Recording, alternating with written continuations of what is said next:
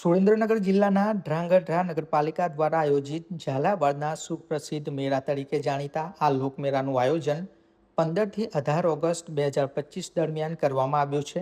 Rides માટે 51 પ્લોટની હરાજી કરવામાં આવી હતી. પ્લોટોની કિંમત 5 લાખથી લઈને 15.51 લાખ સુધીની બોલી લાગી હતી, જેમાં પાલિકાને રાઇડ્સ, ઠંડા પીણા અને રમકડાના સ્ટોલની હરાજીમાંથી 1,62,48,00,000ની આવક થઈ હતી. આ વર્ષે વધુ રાઇડ્સના વેપારીઓને હરાજી પ્રક્રિયામાં ભાગ લીધો હતો. હરાજી દરમિયાન કોઈ અનિચ્છનીય ઘટના ન બને તે માટે પૂરતો પોલીસ બંદોબસ્ત ગોઠવવામાં આવ્યો હતો. પાલિકાએ વધુ આવકના કારણે મેળામાં વધુ સારી સુવિધાઓ પૂરી પાડવાની ખાતરી આપી છે. હરાજી પ્રક્રિયા નગરપાલિકા પ્રમુખ કુલદીપસિંહ ઝાલા અને ચીફ ઓફિસર મલતીન કુમાર પટેલની અધ્યક્ષતામાં યોજાઈ હતી. આ પ્રસંગે ઉપપ્રમુખ હિરેન કાનાબાદ,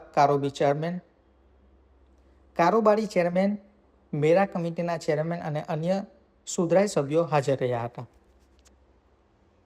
તો એ વિશ્વાસ રાખીને આજે વેપારીઓએ નગરપાલિકામાં ભવ્ય બોલી બોલાવી અને 1,76,00,000ની રકમ એકઠી થઈ છે, જેનો અમે ધ્રાંગધ્રાના વિકાસના કામમાં ઉપયોગ કરીશું.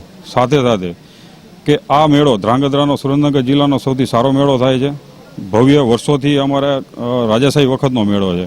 તો ઘણા બધા આજુબાજુના ગામથી, બહાર ગામથી પણ વ્યક્તિઓ આવે છે. તો તમામ વેપારીઓ અને ગામની સવલત વધે એના માટે અમે પૂરતા પ્રયત્ન કરશું.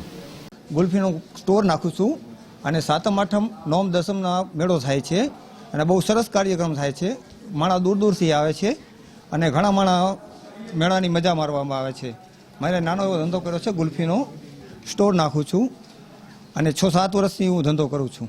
4 દિવસનો મેળો હોય છે, 7મ 8મ 9મ 10મ. અંદાજે માણસ ઘણું પબ્લિક આવે છે, જેની કોઈ સીમા જ નથી હોતી.